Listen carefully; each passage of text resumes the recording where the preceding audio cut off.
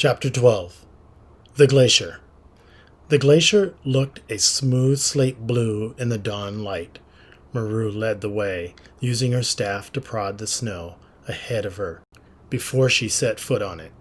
She knew how unstable the glacier was. There could be vast crevasses under the firm-seeming snow. You must hold on to Revo and follow exactly in my footsteps, she told Otak. The snow at the edge of the glacier was not so smooth as it looked. It was soft and powdery, dissolving under their feet to join the streams running down the mountain. As they moved on, it became firmer, but when Maroo looked back, she saw their footprints like a row of small wells that would soon freeze over. They went on, Maroo still moving ahead with her staff, prodding the snow to make sure it was firm. The snow was no longer soft and wet. It was hardened and a solid crust, or so it seemed. But they knew that the ice that looked so firm was slowly moving. As they trekked in a long diagonal across the face of the glacier, Otak and Revo followed obediently in Maroo's footsteps. Revo sniffed and whined at the tracks of a hare, and Otak wanted to follow them, but Maroo said no. They could be no hunting until they were on firmer ground. To her relief, Otak obeyed, after a moment's hesitation, pulling the dog's lead tight and plodding reluctantly along behind Maroo. By midday, they were more than halfway to the pass between the two peaks that Maroo had seen from far below. She began to feel confident that they would soon be safe, but she and Otak were hungry, but they would not stop to eat until they were across the glacier. Maroo looked up and saw the pass easily within reach, though the way up was steeper. She stepped forward with the staff in her right hand. The snow crumbled a little under her left foot, and she felt a jolting movement. Before she could leap away, she was thrown violently sideways. There was a roar of cracking ice, and she felt herself falling. She screamed, crawling at the crumbling snow as she plunged down into a crevasse, an avalanche of snow and ice falling in on top of her. At last it stopped. She lay still, too bruised and exhausted even to open her eyes. A great weight seemed to be pressing her down, urging her to sleep. When she did at last force herself to open her eyes, she moved in sudden pain, realizing that she was buried under the snow and would soon suffocate. She tried to stand up, but the lower half of her body was trapped. She was not even sure which way was up. Perhaps she was standing. Her arms and hands had some movement in them. She began to push up frantically at the ice, which was fast hardening over her. She seemed to be buried up to her neck, and it took all her strength to free the upper half of her body. As she worked, a faint sound came to her from above. At first, she did not react to it, absorbed as she was in her fight for life. Then the sound penetrated, and she realized it was a voice, her brother's voice, calling her name. Tilting her head back as far as it would go, she squinted up at a patch of bright sky with a silhouette of a head in it. "Otak!" she tried to call, but only a hoarse croak came out. Something else appeared in the patch of blinding sky, something dark, hurtling down. Instinctively, she cringed, but it was not falling snow.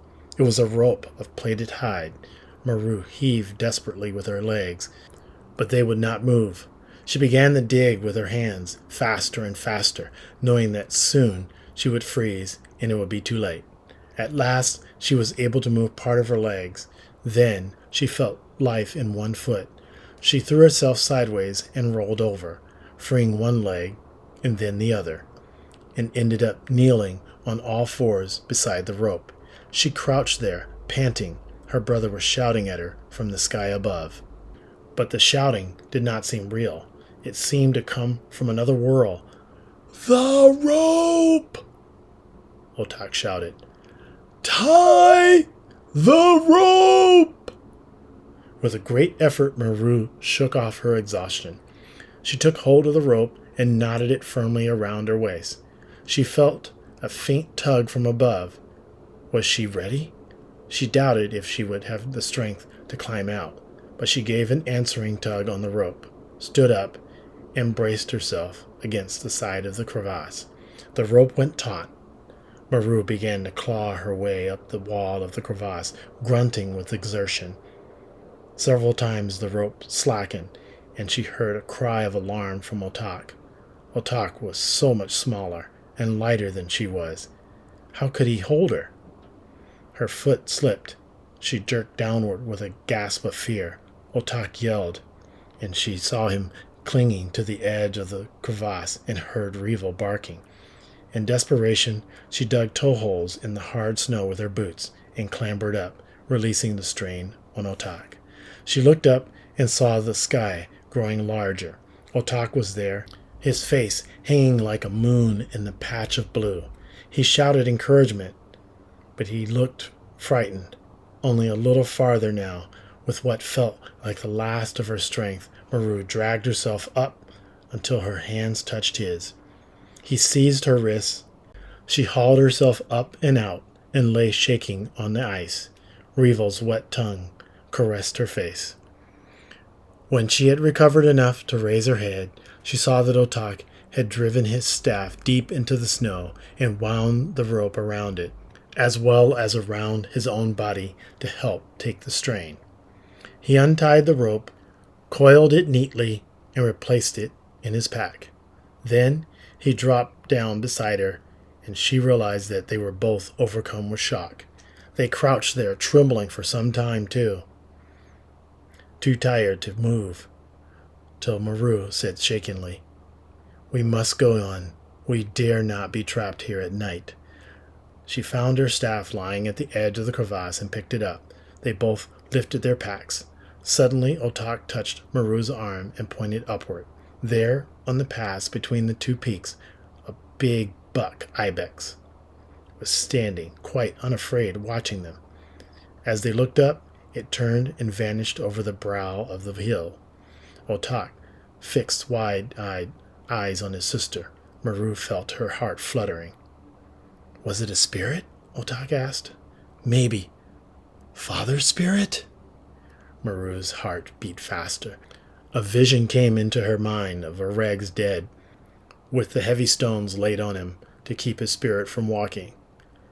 "No," she said hastily. "Why should his spirit come so far?" "To be with us." "No," Maroo insisted, but Old Mother had said that the mountain was guarded by spirits, and Areg had been killed hunting an ibex. Firmly she put these thoughts out of her mind. "We must go on," she repeated. "Whatever is up there, we must go on now."